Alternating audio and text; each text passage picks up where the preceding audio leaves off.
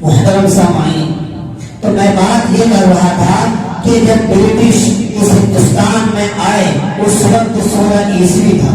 آہستہ آہستہ ایانہ مکانہ چال چل کے اس ہندوستان کا وہ بادشاہ بن گیا، کنگ بن گیا اور اپنا امپائر کھڑا کر لیا. اور اس وقت ہمارے مدارس اور مکاتب کو مسمار کرنے لگے.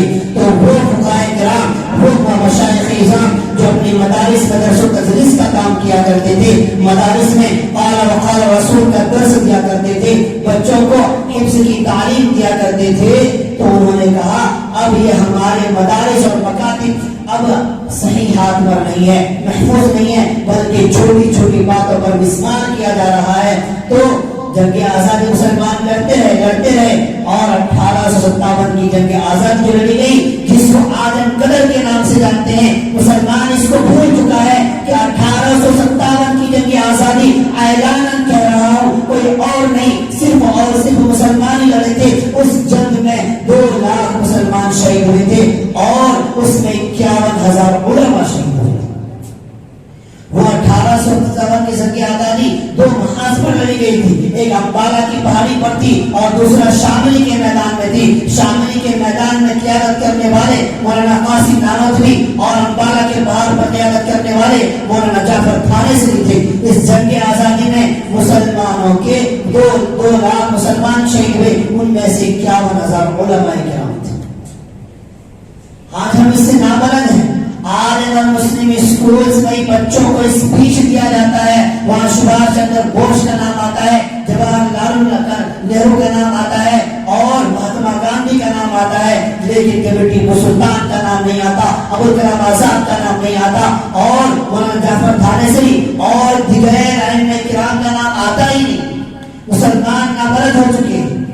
بھائی آپ نے اپنا اسکول قائم کیا، مسلم اسکول ہے، تو ہم سے اپنی ہسٹری کو تو بیان کرو. لیکن مسلمانوں کو معلوم ہی نہیں ہے کہ اس انڈیپینڈنس ڈے کو حاصل کرنے کے لیے نہ جانے مسلمانوں نے کیسی کیسی قربانیاں پیش کی. ہم اس سے نابلد ہو چکے. 1857 کی جنگ آزادی سے پہلے میٹنگ بٹھائی گئی تھی دہلی میں.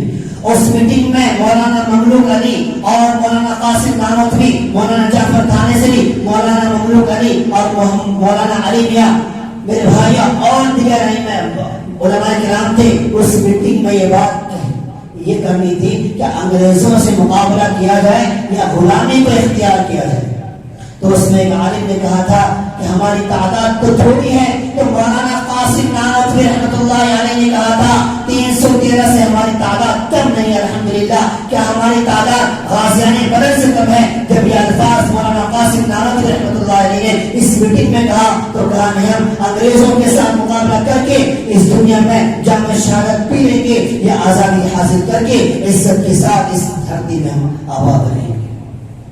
لہذا اس کے بعد 2 محاذ پر جنگ لڑی گئی تھی اور بڑی جنگ لڑی گئی تھی. اپنے وسائل کی کمی کی وجہ سے، اپنے اندر غداروں کی موجودگی کی وجہ سے 1857 کی جنگ آزادی میں مسلمانوں کو شکست ہوئی، 2 لاکھ مسلمان شہید ہوئے. لیکن یہ بھی تو ہوا ہوگا کہ سامنے والے کا کچھ نہ کچھ شہید ہوا ہو. تو اس وقت ایک برپا ہو گیا تھا، ایک سچویشن پیدا ہو گیا تھا کہ برٹش رول اب قائم رہ سکتی ہے نہیں رہ سکتی.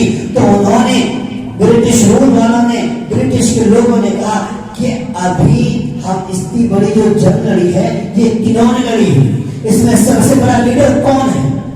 تو ڈاکٹر ولیم یور ٹامسن اپنی کتاب میں لکھتا ہے، ڈاکٹر ولیم یور نے یہ رپورٹ پیش کی تھی کہ ہندوستان میں جنگ آزادی لڑنے والے صرف اور صرف مسلمان ہیں.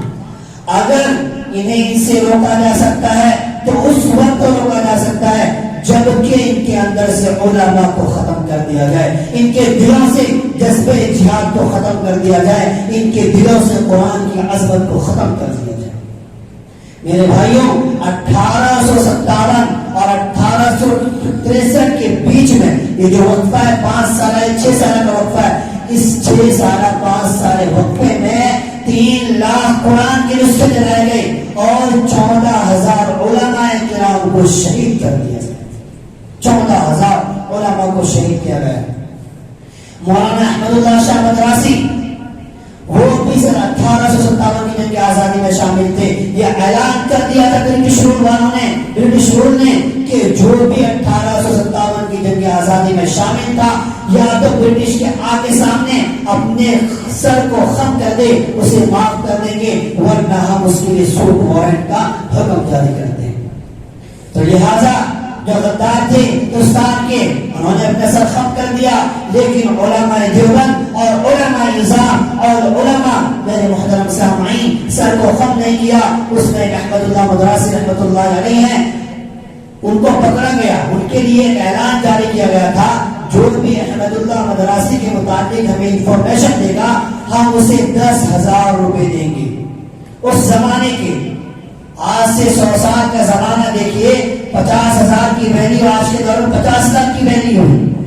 اس زمانے میں تو خیر کسی نے انفارمیشن دی اور ان کو عدالت کے کٹہروں میں لایا گیا۔ اس عدالت میں جو جج تھا وہ احتراماً کھڑا ہو گیا اور کہا، اے احمد اللہ شاہ مدراسی، میں اس لیے کھڑا ہوا ہوں کہ آپ میرے استاد سے محترم ہیں، مدراس کی سرزمین پر میں نے آپ سے عربی پڑھی ہے، لہذا